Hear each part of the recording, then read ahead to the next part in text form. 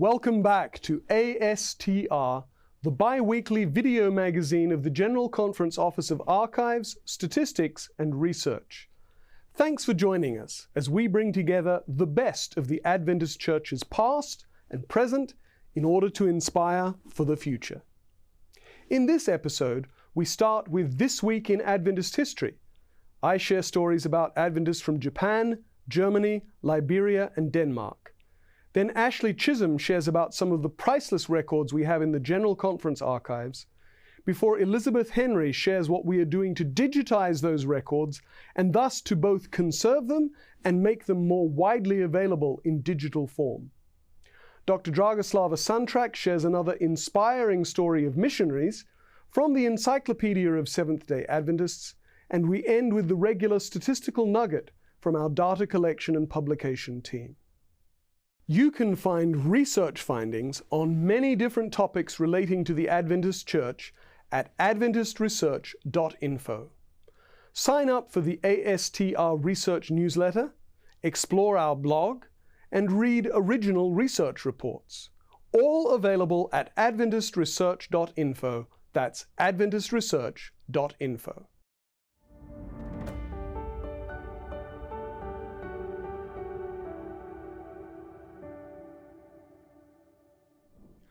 Welcome to This Week in Adventist History. On April 30, 1898, a baptism was conducted in the suburbs of Tokyo in the Meguro River, the first Seventh-day Adventist baptismal service in Japan. Among those baptized was a young man, Hizu Kuniya, who later became the first Seventh-day Adventist convert in Japan to be ordained as an Adventist minister and was a delegate to the 1909 General Conference session in Tacoma Park. Kuniya, who you see here, went on to establish the first Seventh-day Adventist local churches in many Japanese cities, and he was imprisoned for his faith during World War II. Hizu Kuniya died in 1962, 11 weeks short of his 90th birthday.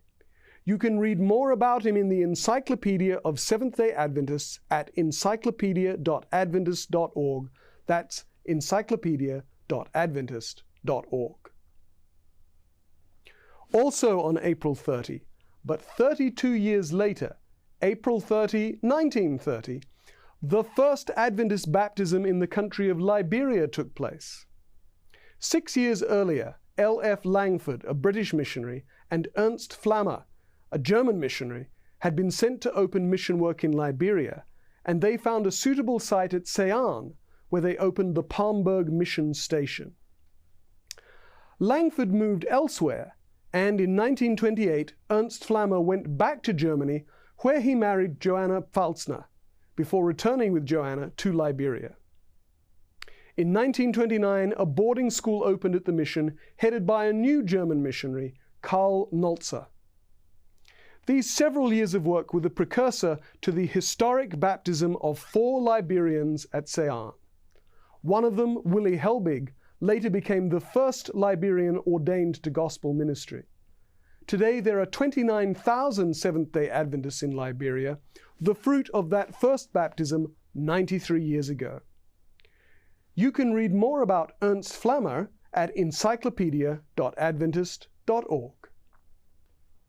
On May 1, 1918, the Danish pastor Steen Emil Marius Rasmussen, who you see here, was called to the Pacific Press in California as editor of several foreign language papers. Steen Rasmussen and his wife Anna had been called from Denmark to the United States 5 years earlier in 1913 to work for the North American Division's Foreign Language Department, which he then headed from January 1915. After moving to Pacific Press in 1918, Rasmussen edited the Hungarian Signs of the Times and the Danish-Norwegian language paper Missionæren. In 1920, Steen and Anna returned to Denmark, where Steen took up responsibilities as departmental secretary of the Sabbath School, Education, Young People's Missionary Volunteers, and Home Missionary Departments of the Scandinavian Union Conference.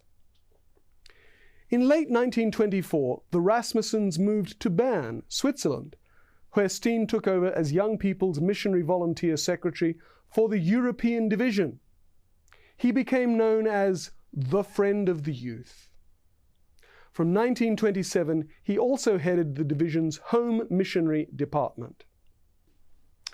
In 1936, Rasmussen was called to Washington, D.C. in the United States to lead the Home Missionary Department of the General Conference. Rasmussen threw himself wholeheartedly into his work, as he had done in every administrative position he held for the church since 1911, and he exhausted himself. Steen Rasmussen died of a heart attack on March 5, 1941, aged only 52 years old.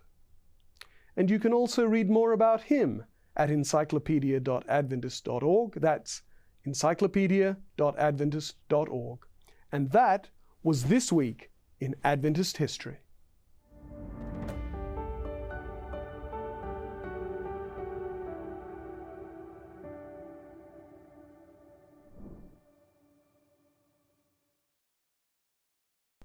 The General Conference Archives and the Reebok Memorial Library each have a variety of records, all capturing events and interactions within the history of the Seventh-day Adventist Church. Some of the earliest materials we have are those in a folder of delegate credentials for the Second General Conference session held from May 18th to May 21st, 1864. These credentials were issued to John N. Andrews, William S. Ingram, James Harvey, Joseph H. Wagner, Joseph Clark, and Washington Morse. Let's look at a single set of credentials, a single record, and see what stories it may have to tell. Two men wrote a short note on a palm-sized piece of paper on April 17, 1864, authorizing John N. Andrews to represent the New York and Pennsylvania State Conference of Seventh-day Adventists at the General Conference session. The credentials read, "This is to certify that we authorize Elder J. N. Andrews to act as delegate and Gen Conf of the SDA assembled at Battle Creek, Mich., May 18, 1864, to represent the New York and Pennsylvania State Conference and transact business for the same. A. Lamphere, N. Fuller, Wellsville, April 17, 1864. A note to the side of the two names notes that Lamphere and Fuller were the CONCOM, or the Conference Committee of the New York and Pennsylvania Conference. Of course, one story that the record points to is that of John N. Andrews. You can read Gil Valentine's Encyclopedia of Seventh-day Adventist article on Andrews at encyclopedia.adventist.org. But what about the stories of those who authorize Andrews's credentials? Avery Lamphere was in his late 40s. Although born in Rhode Island in 1815, Lamphere grew up and lived in New York. His family were Seventh-day Baptists, and at age 13 he joined his local church, as did his two brothers Ethan and Nathan. In 1851, Avery was made deacon of his local church, a position he held until 1858, when he became a Sabbath-keeping Adventist. He was soon made a deacon, and in 1863 he became a local elder. Lamphere was elected in late 1863 to be the second president of the New York Conference, which had been founded the previous year. In 1864, he had become a ministerial licentiate, and at the third constituency meeting of the New York and Pennsylvania Conference, as it had become, held in September 1864 and attended by James and Ellen White, Avery was re-elected as president and recognized by the conference as a preacher to labor in the cause as Providence may open the way. Avery Lamphere was president of the New York and Pennsylvania Conference until his untimely death in 1866. On his way to that year's conference constituency meeting, Lamphere was thrown from his wagon and badly injured. Nearby strangers took him in and cared for him at a nearby house, where he lingered for 9 days before succumbing to fever and his injuries on October 5, 1866. Nathan Fuller is the other man who signed John N. Andrews' credentials to the 1864 General Conference, and Fuller was elected to the conference's presidency in the wake of Lamphere's death. Brought up in the Methodist Episcopal Church, Fuller became a Sabbath-keeping Adventist in 1857 and soon was preaching the Advent message.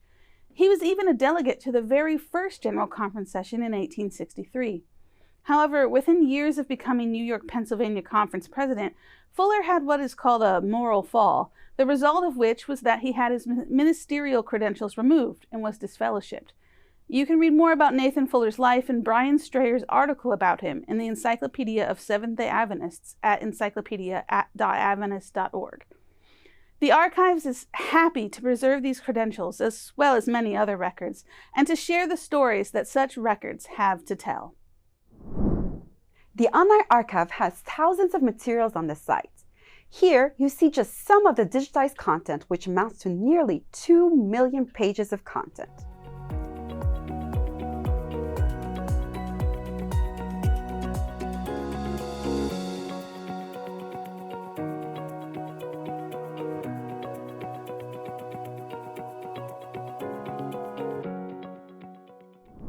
Have you ever wondered how we make these things available? The Office of Archives, Statistics, and Research have been scanning records since the early 2000s. The scanning project and its process has evolved over the years. At its starts, black and white scanners were used to scan records, including General Conference session bulletins and the church's leading historical periodicals, such as the Review and Herald and Signs of the Time. Today, ASTR primarily uses 3 types of scanners to scan the records in our holdings. The first type of scanner ASTR uses, the one that is used most often, is a high-input, high-speed scanner. There are 3 such scanners in use in the department. This type of scanner is used to scan loose-leaf documents or duplicate copies of bound documents that have been guillotined to fit in the scanner. It can scan both sides of the pages on one pass and supports a variety of paper sizes, as small as a receipt and as big as an A3 paper size, that is 11.7 by 16.5 inches.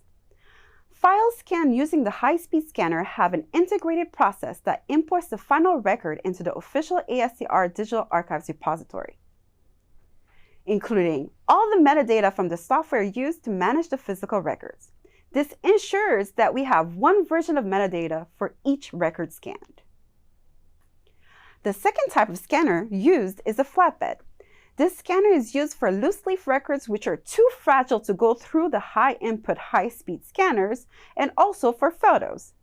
Files scanned using the flatbed scanners are manually imported to the official ASTR repository and metadata added at the time of import.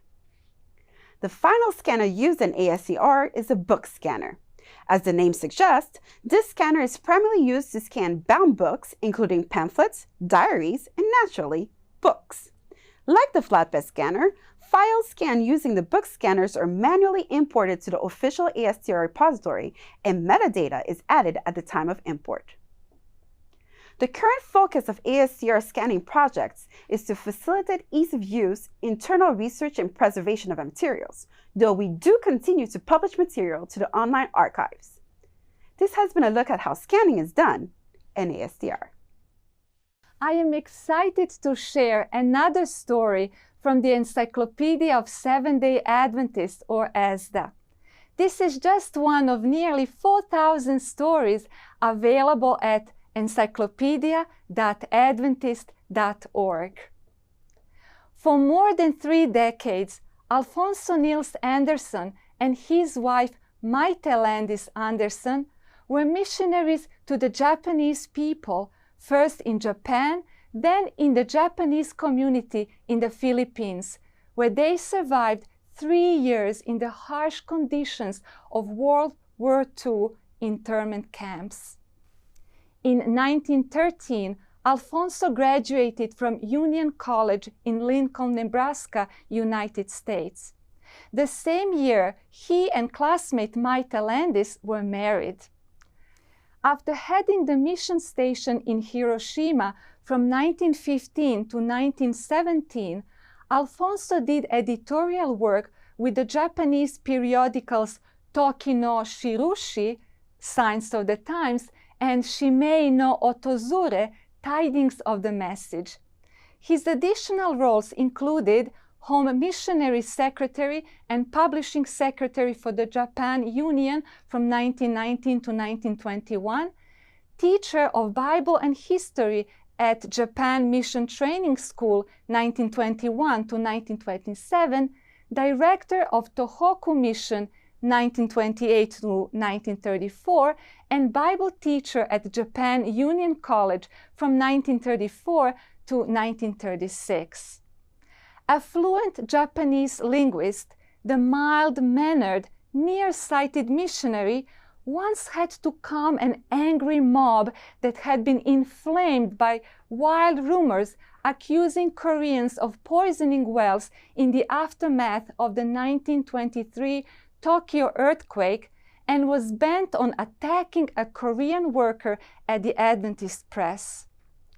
The Andersons moved to the Philippines in 1937 with the assignment of seeking converts among the large Japanese community in Davao on the southern island of Mindanao.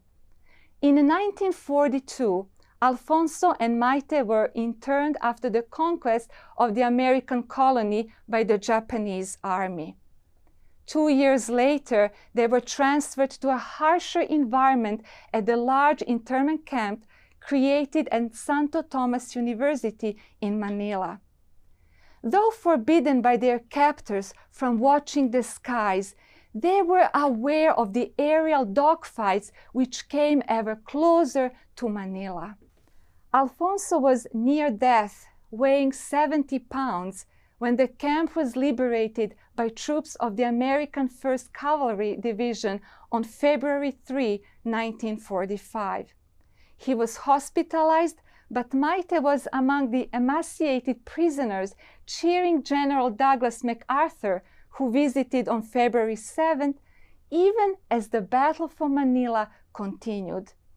Later it was learned that Japanese general orders to camp officials called for executing all prisoners if threatened by American forces. Alfonso emerged from this experience permanently weakened, but still deeply in love with Japan and Japanese culture. After retirement in 1946, he carried on quiet personal evangelism among Japanese Americans. He enjoyed teaching astronomy to young pathfinders and became a skilled amateur poet. The following poem captures something of the spirit that animated his commitment to the cause of Christ. Miracle. I ask for neither name, nor niche in corridor of fame, nor thrill of sense, nor touch of gold, nor laurels in earth's game. I only trust my Lord all-wise, by miracle of grace, will grant a faith enriched by love, and then to see his face. Alfonso Anderson died March 16, 1958 in Hinsdale, Illinois. Maite Landis Anderson passed away 6 years later on April 27, 1964 in North Sacramento, California. I believe that one day Alfonso and Maite will see Jesus' face at the resurrection of the righteous at Jesus' second coming. I pray that you and I too are in that great multitude comprising God's faithful people of all times on that glorious day. If you want to learn about other Adventist missionaries and be inspired by their stories, then please check the Encyclopedia of Seventh-day Adventists online at encyclopedia.adventist.org. That's encyclopedia.adventist.org. Welcome to the latest statistical nugget from the ASTR Data Collection and Publication team. For this episode's statistical nugget, we will talk about Chart 11 in the 2022 Annual Statistical Report.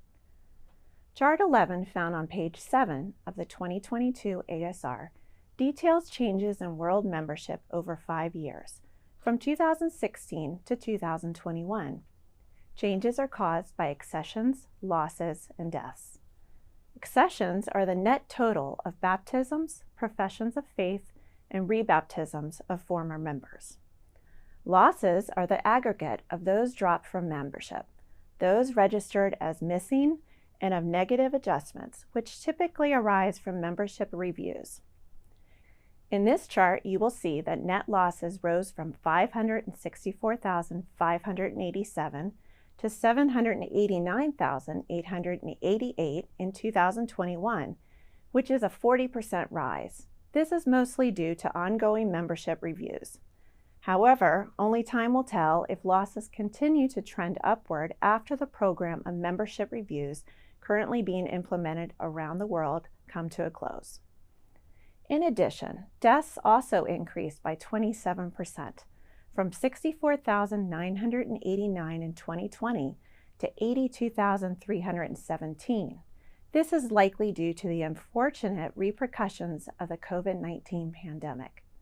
This trend upwards was anticipated, as a true impact of the pandemic on our worldwide church membership would not have been reflected until our data in 2021. For more information on world statistics of the Adventist Church, go to AdventistStatistics.org. That's AdventistStatistics.org. That's it for another episode. Thank you for being with us, and please join us again next time as we bring you the most interesting and inspiring Adventist content from the past and from today.